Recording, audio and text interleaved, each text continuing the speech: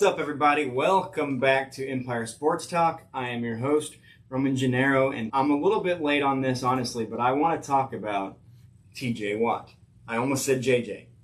I want to talk about TJ Watt.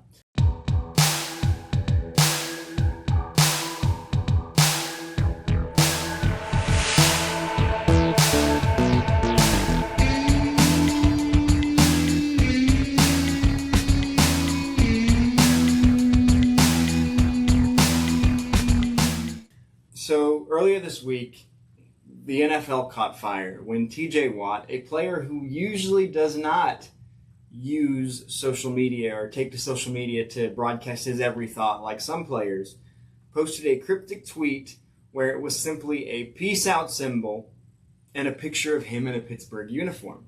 He didn't come out and clarify it. He didn't add any context in the tweet.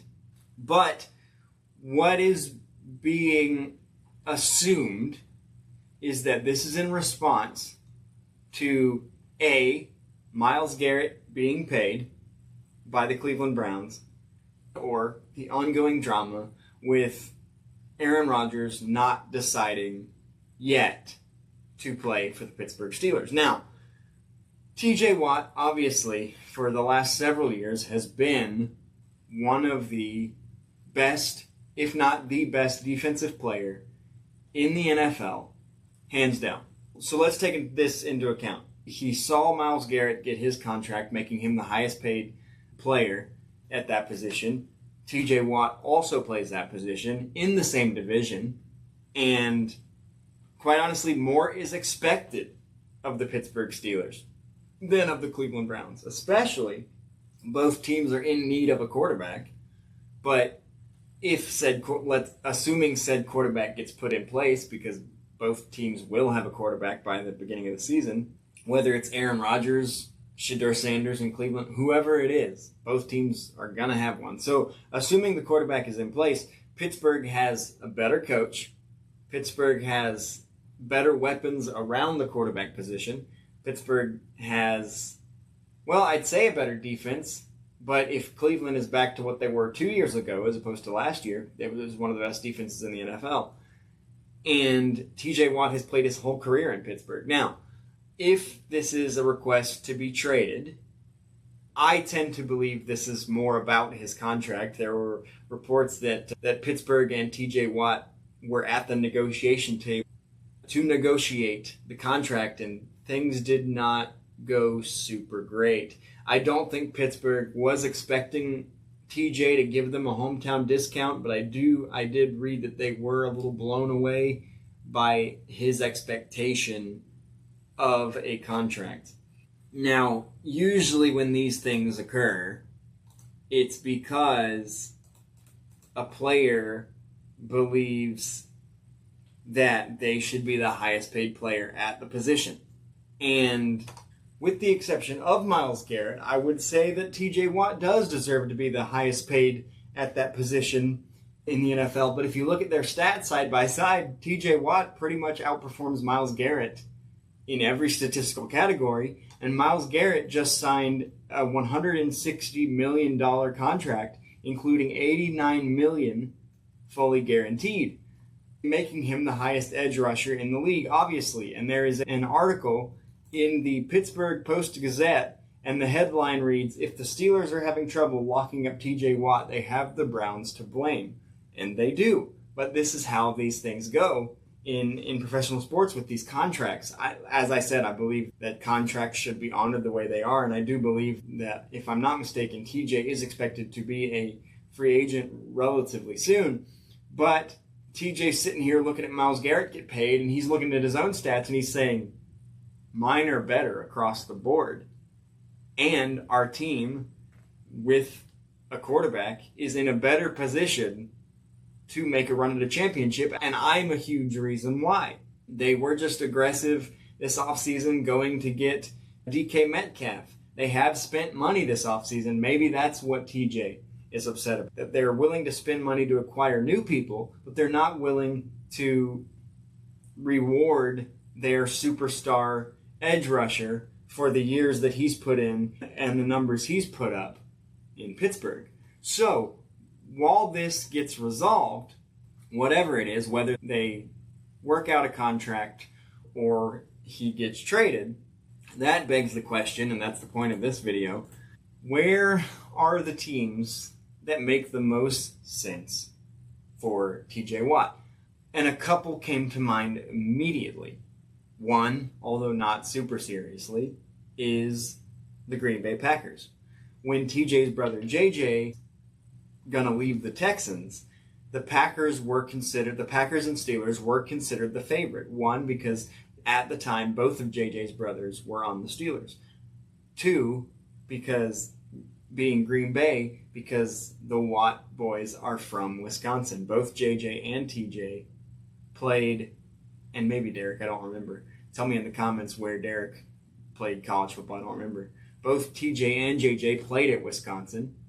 They're from Wisconsin, so that makes sense. But the Packers may not make the most logistical sense. It makes sense personally for TJ. But the teams that make the most sense, the teams that are in need of an edge rusher right now, there's the teams that need everything, like the Jets and Giants. I don't think that's feasible.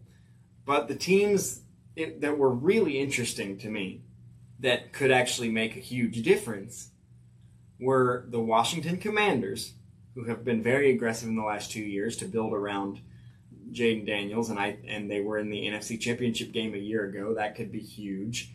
The Detroit Lions, who have been in desperate need of a pass rusher for the last couple of years. They've got Aiden Hutchinson coming back healthy at some point next year. They got Za'Darius Smith last season in the wake of the Aiden Hutchinson injury, and they did release him, so he is a free agent, but that looked to be purely in a cost-cutting move that saved the team about $6 million.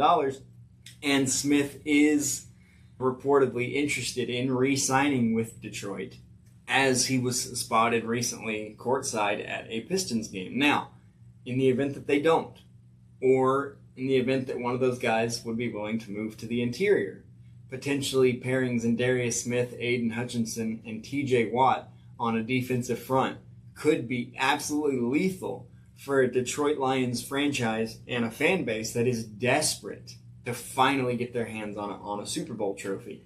And I think adding a pass rusher of TJ Watt's caliber could definitely do that.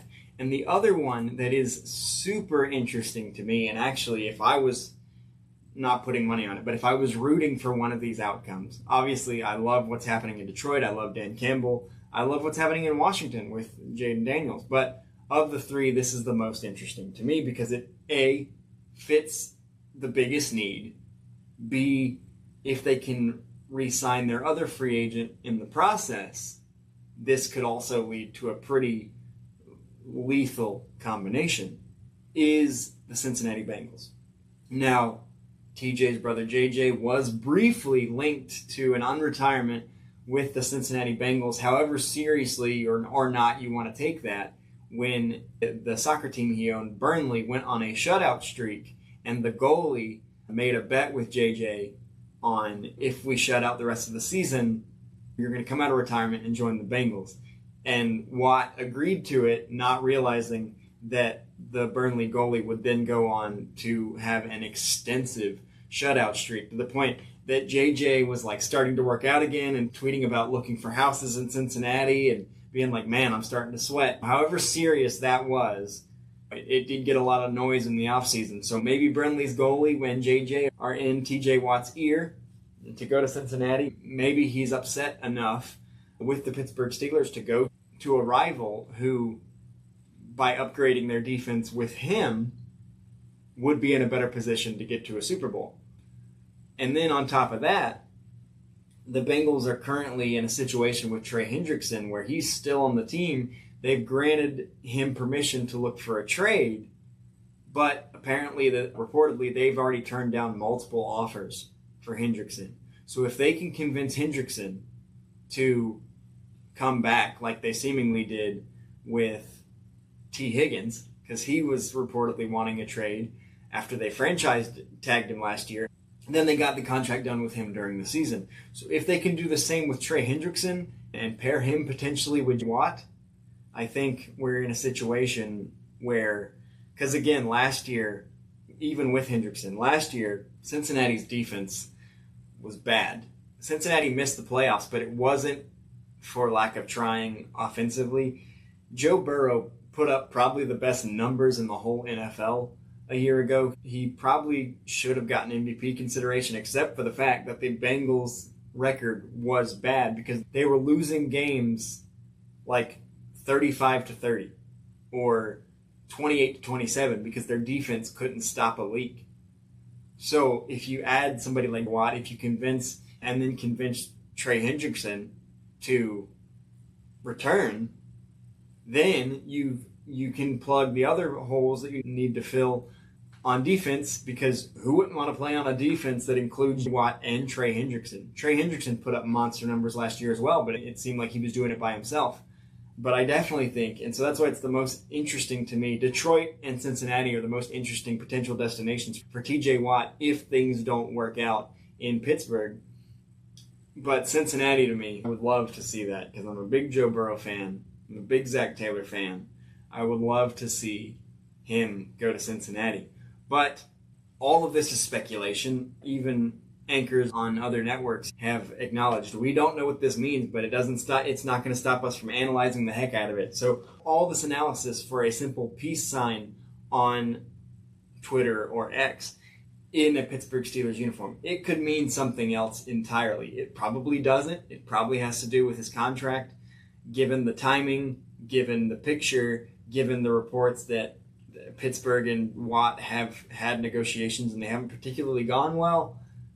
I think it all points to there's a problem in Pittsburgh, and TJ Watt is either looking to get out or looking to get paid by Pittsburgh. So that's why I sat here and speculated on potential teams that could fit. Obviously, the Giants and Jets, as I said, also need an edge rusher, but they need a lot more than that, so I don't see that happening because even if they got Watt, I think the Jets and Giants would still be worse off with Watt and Russell Wilson and Justin Fields with the Jets than TJ Watt would be staying in Pittsburgh with no Aaron Rodgers and getting Mason Rudolph or Jalen Milroe in the draft or Shedeur Sanders. I think he has a better shot staying in Pittsburgh with whoever's going to be their quarterback than he would taking money and going to the Jets or Giants. So let me know in the comments, what is your take on the cryptic tweet by TJ Watt? If it does have to do with his contract, if it's something else entirely, and if it does have to do with his contract and he's potentially seeking a trade, what team do you think fits best for TJ Watt, one of the best defensive players, if not the best defensive player in the entire NFL? Let us know in the comments, and until next time, I'm Roman Janero. This is Empire Sports Talk. It's a great day to go 1-0, and I'll see you on the next one.